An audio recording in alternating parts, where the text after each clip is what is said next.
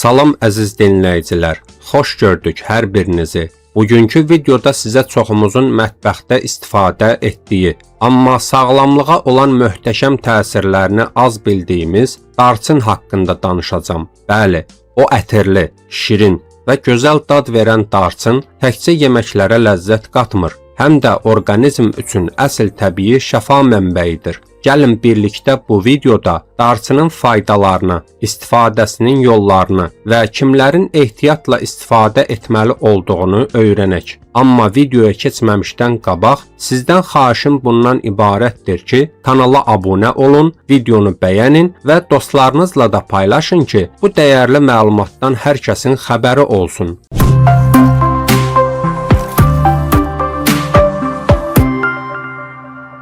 Darçın qədimdən bəri həm dadlandırıcı, həm də təbii müalicə üsulları üçün istifadə olunan dəyərli ədviyyatlardandır. Onun yalnız qida sektorunda deyil, sağlam həyat tərzi üçün də önəmli rolu olduğunu müasir elmi araşdırmalarla təsdiqləmişlər. Darçının sağlamlığa təsiri geniş spektrlidir. Həm qan şəkərinə, həm sinir sisteminə, həm də həzm və ürək-damar sağlamlığına müsbət töhfələr verir. Darçının faydaları arasında ən məşhurlarından biri onun qan şəkərini tənzimləməsidir. Xüsusilə darçınla qan şəkərinin tənzimlənməsi ikinci tip diabet xəstələri üçün mühüm dəstəkdir. Darçın insulinə həssaslığı artıraraq qlukozanın hüceyrələrə daha yaxşı daşınmasını təmin edir. Bu təsiri ilə qanda şəkəri azaldan bitkilər arasında ilk sıralarda yer alır. Həzm fermentlərinə təsir edərək qlukozanın qana keçməsini yavaşladır. Bu da şirin istəklərin azalmasına və ani şəkər yüksəlişlərinin qarşısının alınmasına kömək edir. Darçın necə istifadə olunur sualına cavab olaraq onu deyə bilərəm ki, toz darçını gündə bir çay qaşığı yeməklərə əlavə etmək kifayətdir. Darçının faydaları yalnız şəkərlə məhdudlaşmır. O həm də ürək-damar sağlamlığı üçün son dərəcə əhəmiyyətlidir.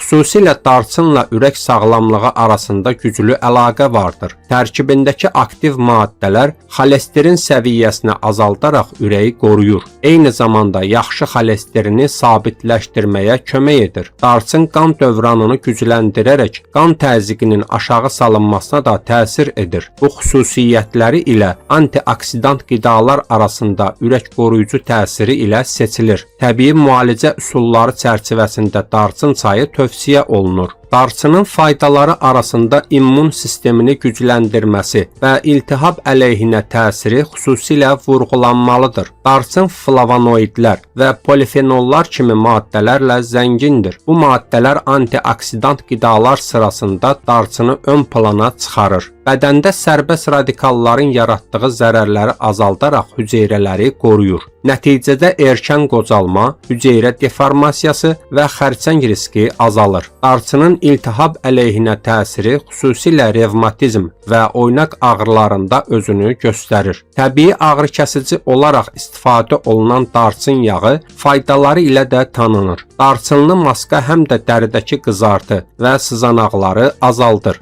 Xroniki bronxit və öskürək hallarında darçın və zəncəfil çayı faydalıdır. Təbii enerji verən bitkilər kateqoriyasında darçın yorğunluq və halsızlıq hallarında müsbət təsir göstərir. Soyuq havalarda bədəni isidici təsiri ilə də fərqlənir. Bu səbəbdən təhlükəsiz və effektiv təbii dərman hesab olunur. Bu təsirlərdən faydalanmaq üçün darçın müntəzəm şəkildə, lakin dozaya diqqət edilərək qəbul edilməlidir. Darçının faydaları sırasında ağız qoxusunu aradan qaldırması və diş ətlərini qoruması da xüsusi yer tutur. Onun antibakteriyal xüsusiyyətləri ağız içindəki zərərli mikrobları məhv edir. Bu səbəbdən darçınla nəfəs təravəti əldə etmək istəyənlər üçün effektiv üsuldur. Darçın təkcə qısa müddətli ətir vermir, həm də ağız gigiyenasını qoruyur. Darçının faydaları arasında həzm və bağırsaq sisteminin tənzimlənməsi də diqqətə layiqdir. O, mədə turşusunu balanslaşdıraraq qastrit və reflü kimi narahatlıqların azalmasına kömək edir. Darçın çubuğu ilə dəmlənmiş çaylar xüsusilə mədə ağrısı və şişkinlik üçün təsirlidir. Darçın prebiotik xüsusiyyətləri sayəsində bağırsaq mikroflorasını qoruyur. Bu isə immunitetin güclənməsi üçün vacib amillərdəndir. Darçının faydaları qadın sağlamlığı üçün bir çox sahədə özünü göstərir. Qan dövranını aktivləşdirərək qarın bölgəsindəki ağrını və spazmı azaldır.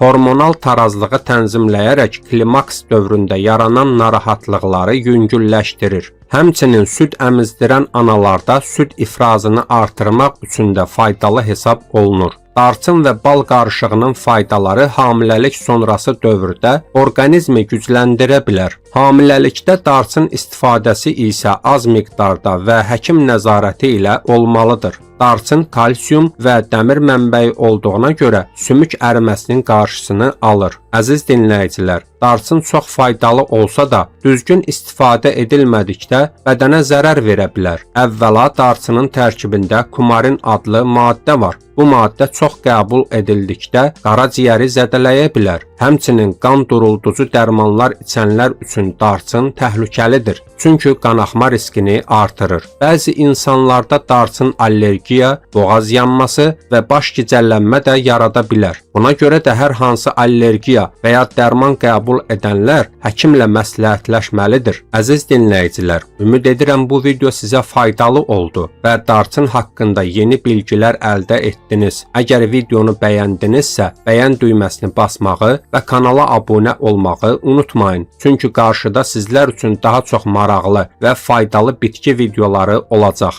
Fikirlərinizi və darçınla bağlı təcrübələrinizi şərhlərdə gözləyirəm. Sağlam qalın, növbəti videoda görüşənədək. Sonda onu da qeyd edim ki, bu video məlumat xarakteri daşıyır. Əgər hansısa sağlamlıq problemi yaşayırsınızsa, öz həkiminizlə məsləhətləşin.